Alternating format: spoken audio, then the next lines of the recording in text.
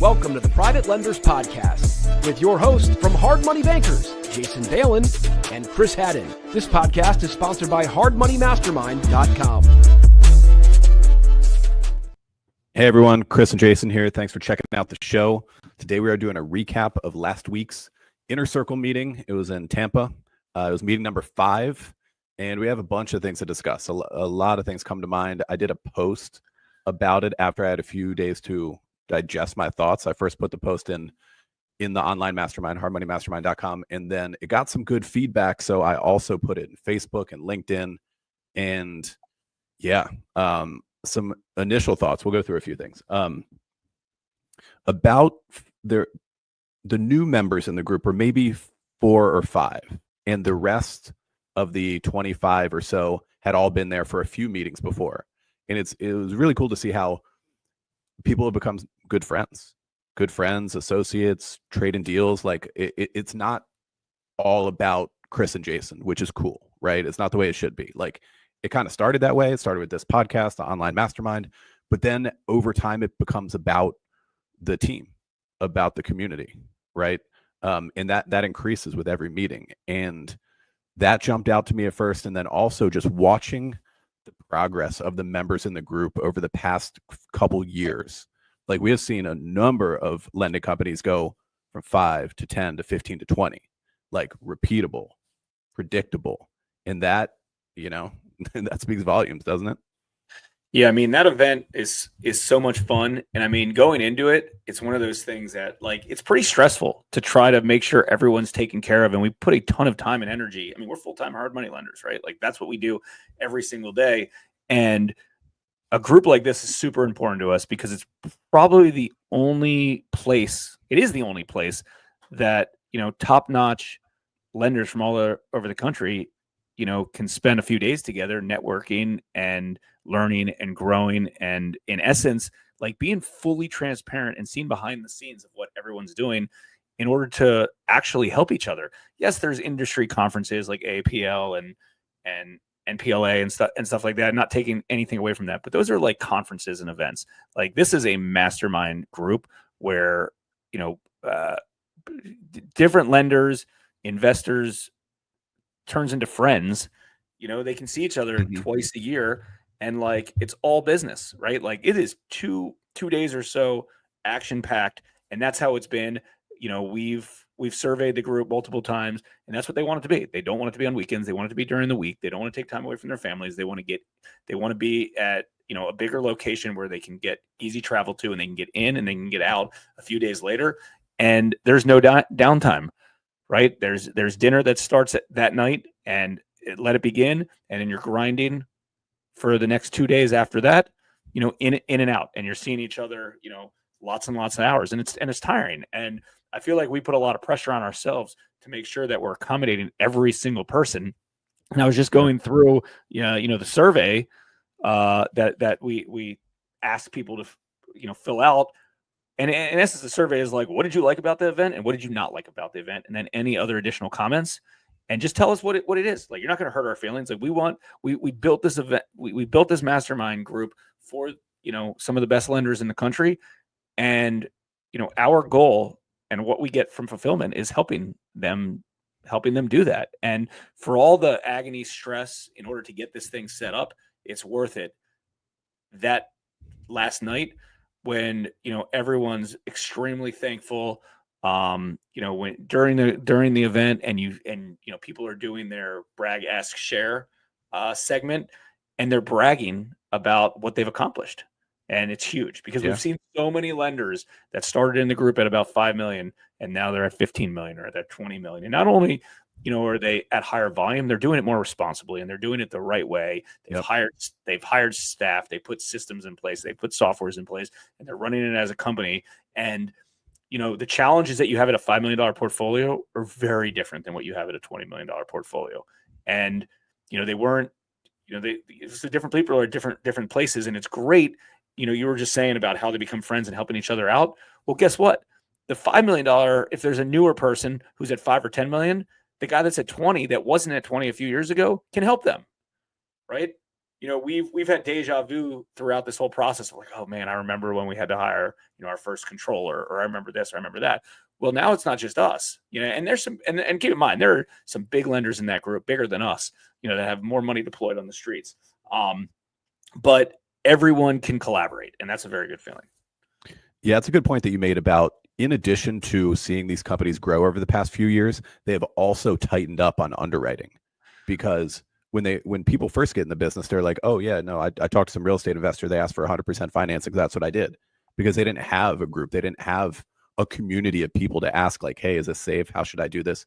So yeah, during those couple years of like real growth, it's also been getting more conservative on loan to values and who you're lending to. And, frankly, like if you do enough loans, you're going to have some defaults. And if those loan amounts were too aggressive, you're going to have some losses. And some people have learned that the hard way, and then you tighten up and move forward, right? And that's part of the game in any business, really, especially when there's capital on the line. So yeah, also, like you were saying before, it's a nonstop grind when we're doing these mastermind meetings. It's supposed to be that way, but that's also why you can only have 2 full days of mastermind meetings, because it's tiring. It is tiring. Mentally, it's challenging. So you really can't do a third day. I remember when we were in Russell's years ago, you remember the first meeting we went to where he in essence did like a conference style event one day and then directly into full days of masterminds. And it was very challenging. But that's also, it keeps the group limited to around that 30 number, because you can only fit so many masterminds into 2 days, right? And so it kind of contains how big the group can be, and that's fine. I think that's a good thing. Yeah, I'm looking at some of my notes too. What else jumped out to you? You want to go through that Facebook post that you posted that sure, nobody saw? I have it on my screen. Let's read that, because I think a lot of people don't necessarily follow you on social directly, and I think this was very valuable, and I know a lot of people have reached out after this post. Okay, yeah, let me just read it. I have it up right over here. Okay, first bullet point was, private lenders operate day to day in their own little world, communicating with borrowers and investors, but it's rare to spend time with other lenders. Of course, that's why we created the Mastermind and Inner Circle, but it just becomes so apparent after spending a few days with lenders just how important this interaction is. Next one, tracking KPIs and portfolio data is often overlooked by lenders, but they're super important. Other people in the group are doing this better than we are, and we plan to improve HMB's data tracking. Actually, we already have since we got back in town. The fund models get more and more popular amongst members, and we do plenty of content. We don't have to dive into that one. We do plenty of content on co-lending versus fund model and stuff like that, but it's increasing in popularity, clearly. As always, lending your own money is the ultimate form of this business model. And I think that's what is missed by a good portion of the industry, like the AAPL types and like the institutional money. They kind of miss the fact that lending your own money is the real goal. Large loan amounts really move the needle. They do. You tack on a 7-figure loan amount in our niche, and the portfolio grows, take a big hit incoming on origination fees and everything else. Large loan amounts are great. And similar to that, it's important to learn to lend on commercial properties if you're not doing that already, because there's almost no competition when you're talking about small balance at like 500K to 2 mil. We do well on those deals, and a lot of the competition in the space, like, they just don't touch it. Software and systems are a must in order to scale. We're pretty good on this type stuff, but some other members might be better. If a borrower defaults, you need to get control of the situation immediately. Developing real relationships with your borrowers is both challenging and very important. As we mentioned, the path from a $5 to $10 to $20 million portfolio has been repeated over and over by members in the group. Mastermind meetings are a cheat code in any business, and a member from a past meeting said that one to me during a break. They're a cheat code, and I'm like, man, that's a great line. I'm gonna remember that one. And finally, Russell Brunson told us years ago that you get a special feeling from helping people. And now we totally get that. Yeah. That was my write-up. That came out. So we got back late on Friday night. We had a 9 p.m. flight. And so we got back in town late. And Saturday, I was just doing stuff, just kind of starting to, digest everything that's going on. And then Sunday, I was reading through my notes. I went for a walk around the neighborhood, And then I came back in and I'm like, I just got to get this out. So all that stuff right there that turned into that post just kind of like bubbled up when I'm walking around the neighborhood. And so, yeah, I put that out. Yeah. You know what else is interesting as the group has evolved? And when the group has evolved because the questions and the topics have changed to other things. And one of the things that has come up is, we had a little joke. It's like, we should all just roll up these companies and then sell these off to private equity. Like, we should roll this up to a humongous setup. And it's like, the topic of selling a hard money lending company, and even if that's possible, that came up, right? Like, that's not typically discussed anywhere, but that was a topic where a lot of these lending companies have gotten large enough that maybe it makes sense to, sell, merge, do something else. So, that was interesting. There was a lot of topics similar to that are just, situations where, if you're in a smaller group with newer lenders or investors, that just don't have that much deployed, and they're still looking for, 101 stuff, like that just wouldn't come up in that. So it's Right. cool to see. We can end this episode with, I want to just read one thing that someone wrote to us. I'm gonna just paraphrase it real quick, but I love the humble and honest collaboration of all the presenters in the group, and the opportunity that we had to get to know each other outside of just the presentation group setting. I specifically appreciate the openness to ideas and feedback from anyone as we all continue to evolve and learn. And I think that's important. I mean, we learn from the group, right? 100%. Like it's a mastermind group. We lead the group, but we're also in the group. Yeah, this isn't a lecture event, right? This is all of us learning and collaborating together. There's things that like we couldn't help the group with because we hadn't necessarily experienced it. We don't have a fund set up. We do direct placement model. But guess what? A third of the group does do a fund model. And they have an experience, and they have experience with it. And even part of it, we asked some of the group members, I said, after your brag, ask, share mastermind segment, could you spend some time going through year one of your fund? How much did it cost to set up? Who set it up? Like, what were some of the, the things that were easier than you thought? What were some of the things that were harder? When you put together, some of your offering documents, how were they worded?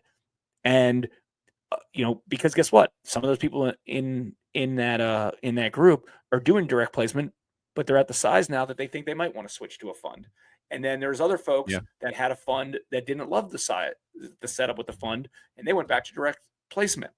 So it was a real, it was a real treat to be able to host a lot of these awesome big lenders throughout the country. And, we're looking forward to our next one in May in 2025. And, and typically what happens is the majority of the group members stay in. And if for some reason, they can't make that event because they have prior engagements, then we backfill with our wait list. So it's a good thing. And, I'm excited that, this is something we're a part of. Yeah, for sure. I think the next meeting will be about that 75-25 again, 75 returning members and then 25% new, which is cool because you get some, new opinions, insights, and everything else from the new people coming in. So as we're growing this group and just not necessarily growing, but continuing with this group and experience everything going on, I think that it's best fit for three types.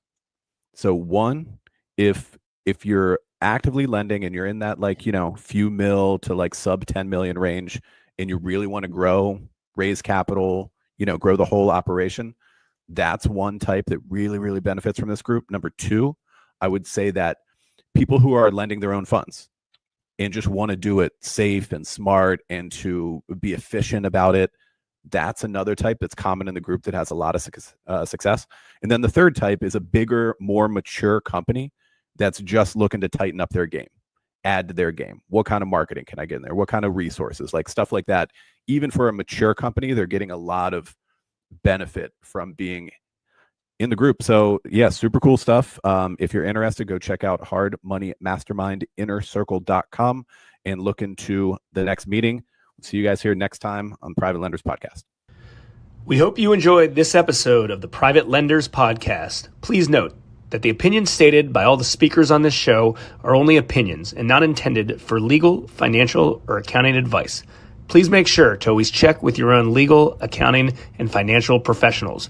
If you enjoyed this episode of the Private Lenders Podcast, we'd appreciate it if you would spread the word. Make sure to check out hardmoneymastermind.com, the #1 free community for new and experienced private and hard money lenders.